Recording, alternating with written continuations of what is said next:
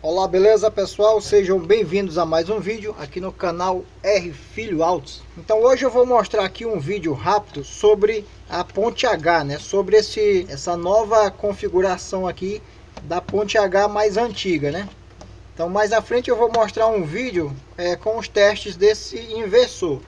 Então aqui temos um inversor de 400 watts de potência real e com 1000 watts de pico de potência. Aqui eu estou usando os 41404, um transformador, um circuito desses bem simples que a gente já tem aí no nosso canal, né? Então eu quero aproveitar aqui para deixar um grande abraço aí para o meu amigo Valdeci, na cidade aí de Espírito Santo, né, que fica no Rio Grande do Norte. Valeu, Valdeci, um grande abraço aí, meu amigo. Obrigado aí por tudo. E também deixando meu muito obrigado e meu grande abraço a todos vocês que fazem parte aqui do canal R Filho Autos, né? Então vocês vão ver aí o vídeo, né, onde eu vou estar detalhando essa ponte H. Vocês vão perceber aí que eu não menciono, né, que eu não coloquei esse capacitor aqui. Esse capacitor é de 22 microfarad, né? Nessa gravação que eu vou mostrar agora, eu não estou colocando esse capacitor, né? E quando eu fui fazer o teste do funcionamento, então foi realmente necessário colocar esse capacitor para dar estabilidade na tensão da saída, né? Então isso acontece porque, como eu estou usando aqui esse trim-pot, né? Então do pino 8 até o trim-pot, né, tem um ponto de entrada de interferência. Para que não dê essa interferência, né, devido a eu estar usando aí o trim-pot de ajuste da tensão da saída, então necessariamente eu tenho que usar o capacitor. Então esse capacitor ele vai ter as duas funções. Ele vai ter a função da partida suave, né? Quando você liga, a tensão não sobe de uma vez, ela vai subindo gradativamente. E a outra função vai ser estabilizar, né? Então, para quem já acompanha aí meus vídeos, eu até já deixei aí no canal, né, esse esquema eletrônico onde eu menciono aqui o capacitor de partida suave, né? Ele em paralelo aí com esse trim-pot de ajuste da tensão da saída. E mais no último vídeo, né? Então aí no último vídeo que eu deixei disponível esse outro esquema eletrônico, eu não tinha mencionado o capacitor.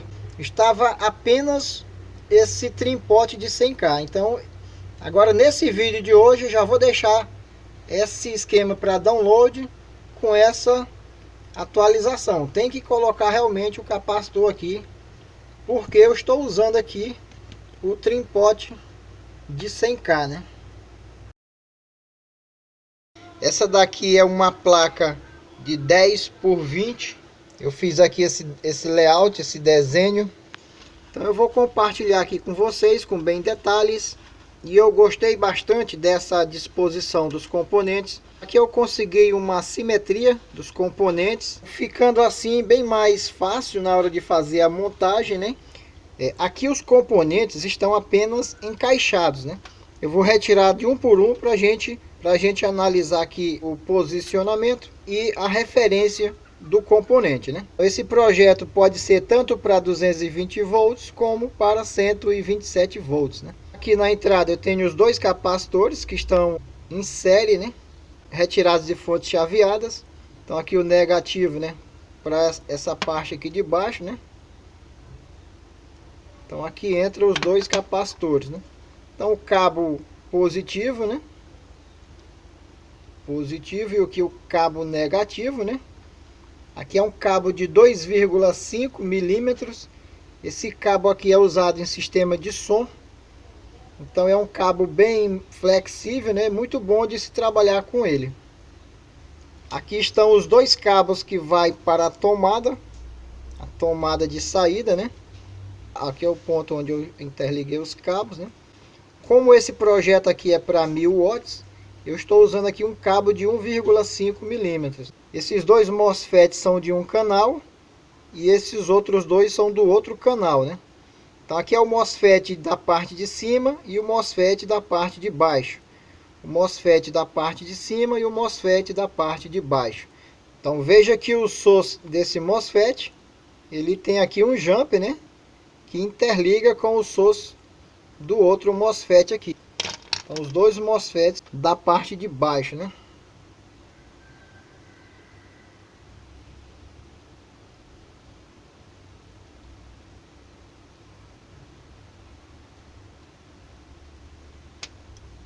Aqui eu desenhei as trilhas, né, para ficar bem fácil aí para a gente seguir aí. Eu vou retirar agora os MOSFETs.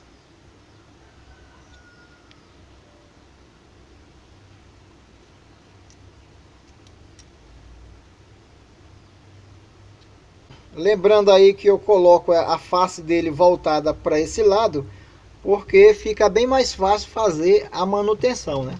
Quando for preciso trocar o MOSFET, eu não vou fazer a dissolda por baixo não, porque para não prejudicar o sistema de trilhas, né? Porque nessa montagem com placa perfurada, não é muito ideal você ficar mexendo muito na parte de baixo depois que você faz as soldas, né?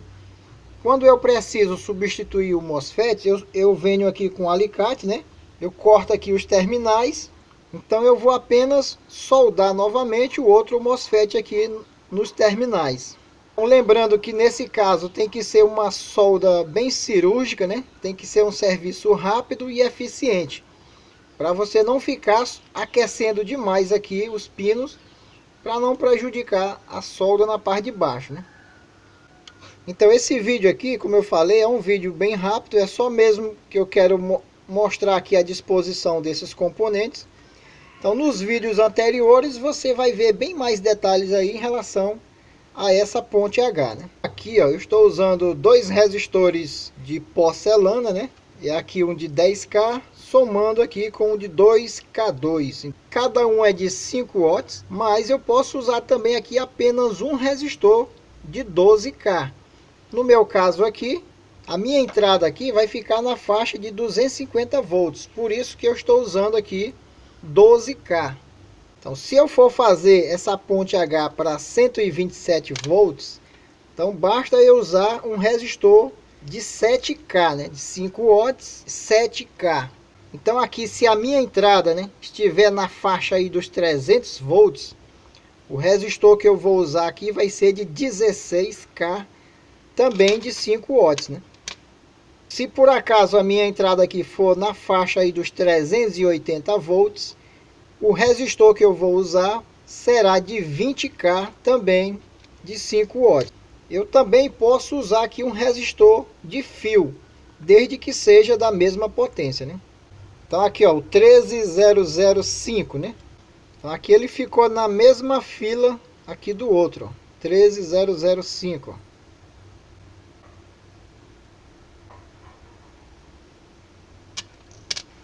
Eu vou tirar aqui o soquete.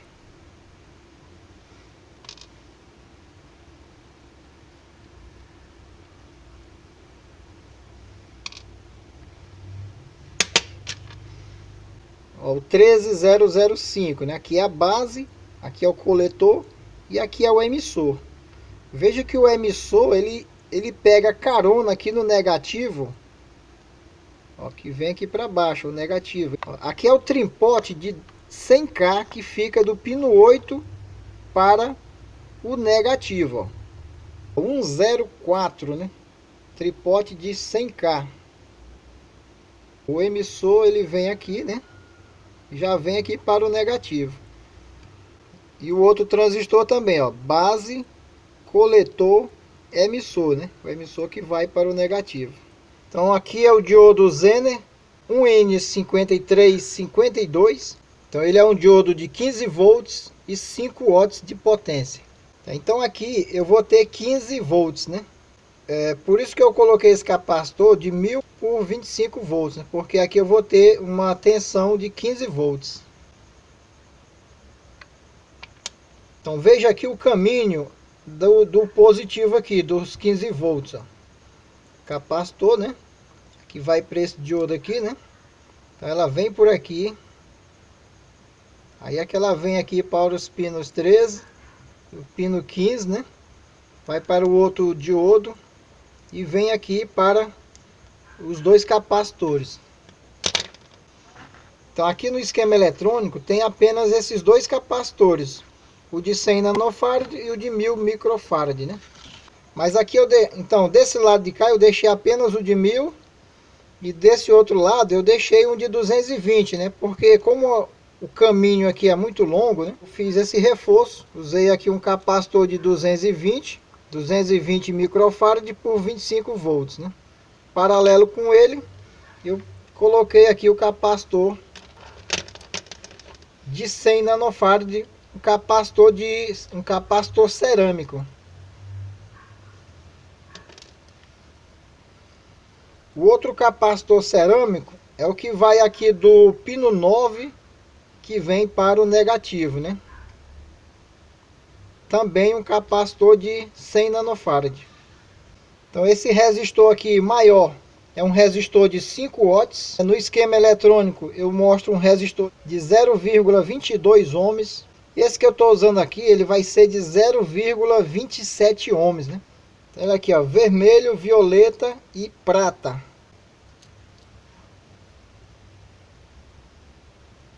Ó, veja aqui, do pino 5 para o negativo, né? Tem aqui o capacitor, em conjunto com esse resistor. Eles são responsáveis aí pela frequência de 60 Hz do oscilador, né? Eu não posso usar aqui um capacitor cerâmico, né? Então eu posso usar esse capacitor aqui de poliéster, né? 104. E posso usar também esse capacitor aqui, que eu acredito que seja de poliéster também. É bem fácil a gente encontrar nas sucatas, né? Então ele vai do pino 5, né, para o negativo, né? Agora do pino 6 para o negativo, eu tenho um resistor de 150K. Então é marrom, verde e amarelo, né? Eu vou retirar agora todos os resistores de 10K, né? É marrom, preto, laranja.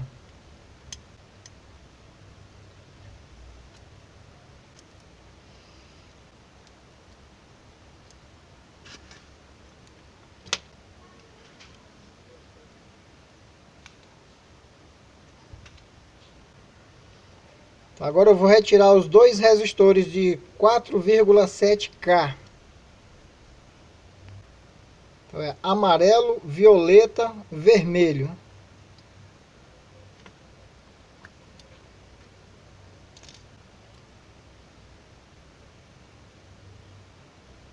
Tá aqui os dois capacitores de 10 microfarad por 50 volts. Então aqui o negativo indo em direção aqui ao source do MOSFET.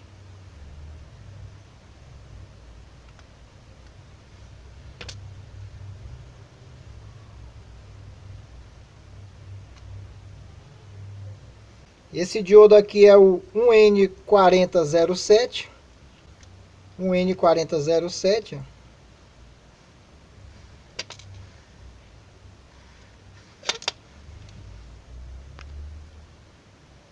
Ficou aqui apenas os diodos 1N4148, né? Observe a posição, né? Então, para quem sabe usar aí o Proteus, né, fica uma facilidade você montar essa plaquinha para fazer aí o circuito impresso. Então aqui eu peguei a plaquinha e eu escaneei, joguei no Photoshop, né? Então aqui no Photoshop eu preenchi e depois lá no Photoshop eu fiz a inversão aqui da placa, né?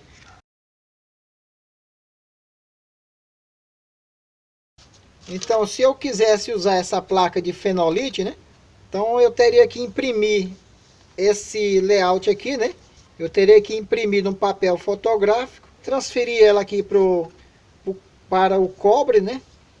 E depois jogar no percloreto de ferro para poder ficar as trilhas, né?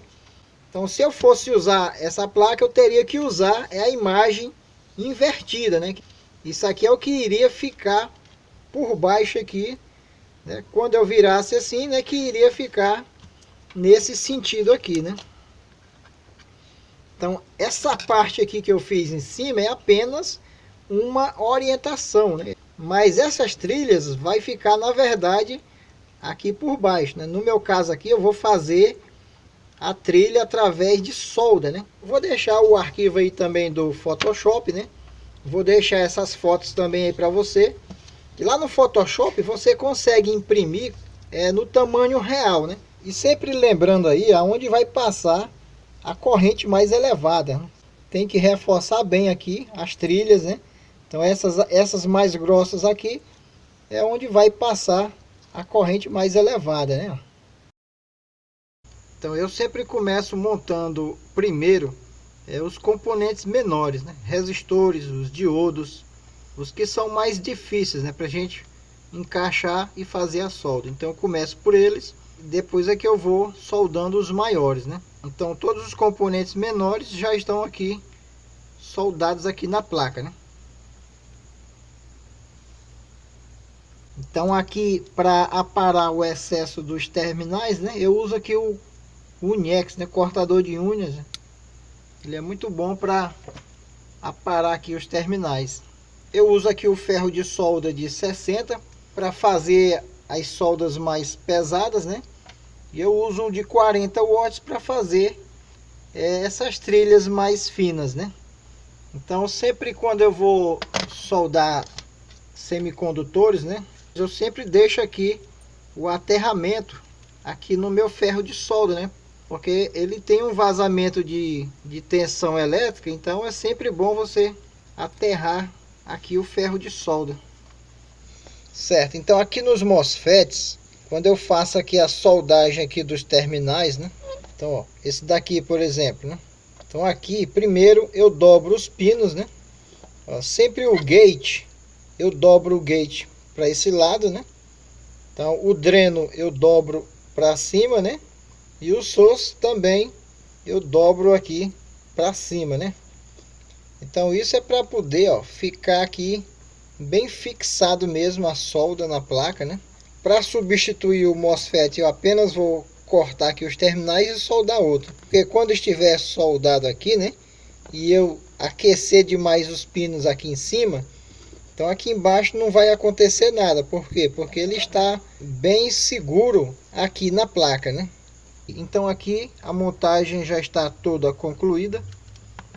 Falta apenas agora colocar aqui o SG3525. Então aqui a gente pode comparar da imagem que foi invertida, né? A gente pode comparar as trilhas com as trilhas de solda que eu fiz aqui, ó. Vai estar todo do mesmo jeito aí, né? Então beleza, então mais à frente eu vou mostrar aí os testes desse inversor. Deixa aí seu like, compartilhe os nossos vídeos, inscreva-se no nosso canal. Um grande abraço e até a próxima.